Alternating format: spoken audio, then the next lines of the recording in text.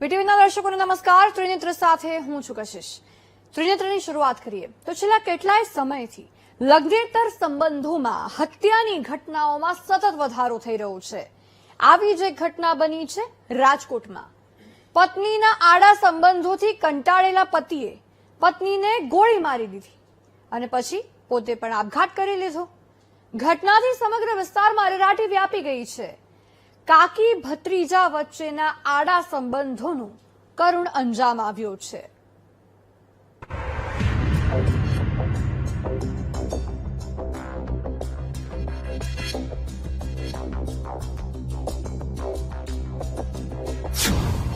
રાજકોટમાં પતિનું પત્ની પર ફાયરિંગ.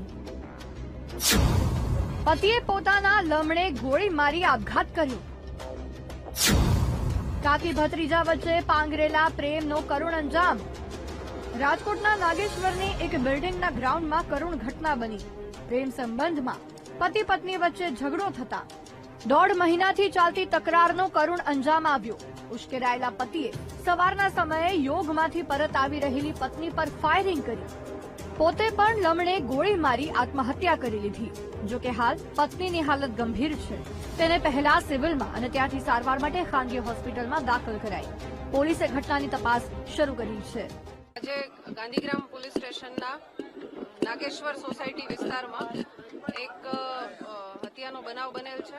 આની વિગત એવી છે કે લલિતભાઈ પડિયાર કરીને જે વ્યક્તિ છે એણે પારિવારિક પ્રશ્નોના કારણે પોતાના પત્ની તૃષાબેન પડિયારને ગોળી મારી અને એમને અત્યારે ઇન્જરી પહોંચાડેલ છે.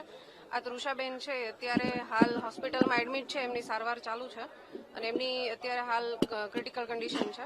અને જે લલિતભાઈ છે એણે પોતે પણ પોતાની જાતને ગોળી મારી અને પોતાની આત્મહત્યા કરેલી છે. વાત જાણે એમ છે કે કાકી અને ભત્રીજા વચ્ચે પ્રેમ સંબંધ હતો, જેની જાણ થતા લાલજી પઢિયાર નામના પતિ અને તૃષા પઢિયાર નામની પત્ની વચ્ચે વારંવાર ઝઘડાઓ થતા, જેના લીધે તૃષા પઢિયાર તેની સહેલીના ઘરે રહેતી હતી. 1.5 મહિનાથી લાલજી મનાવવા છતાં તે માનતી ન હોવાની વાત સામે આવી રહી છે. 1.5 વર્ષ ને 1.5 મહિનાથી બંને નોખા જ રહેતા. મૃતકની સંબંધીએ દાવો કર્યો છે કે મૃતક લાલજીભાઈ હાથ પગ જોડીને મનાવવા જતા કે તું આવી જા. તેના આડા સંબંધો હોવા છતાં તેઓ તેને અપનાવવા તૈયાર હતા, પણ તૃષાનો પ્રેમી અને અન્ય 2 મહિલાઓએ એક ન થવા દીધા. 1.5 મહિનાથી એને જેમ કીધું કે તું કરવા તૈયાર છું, હું ક્યાં ગામ મૂકવાય તૈયાર છું, તું આવતી રે. વિશાલ ગોહેલ ભાઈ છે, દીકરા દીકરો છે, કાકી થાય આના સામે કાંઠે રહે છે, આપણે યાર્ડ પાસે. વિશાલ ગોહેલ, વિશાલ મયુરભાઈ ગોહેલ. 1.5 મહિના એના ફ્રેન્ડ હતા. એ ફ્રેન્ડ જ એને ચડાવતા કે તું હવે પાછી નો જાતી, તું ડિવોર્સ લઈ લેજે. એ કે હા તારી કે નથી જાવું એમ. છોકરોને એમાં દેર બે આવતા, એ દરરોજ એને મનાવતા જે હોય તું ભૂલી જા ને આવતી રે એમ. તમતા તું કે તું મારા મા બાપ ને મૂકી દઉં, હું આ ગામે મૂકી દઉં એમ, અને મહિના જ નહીં.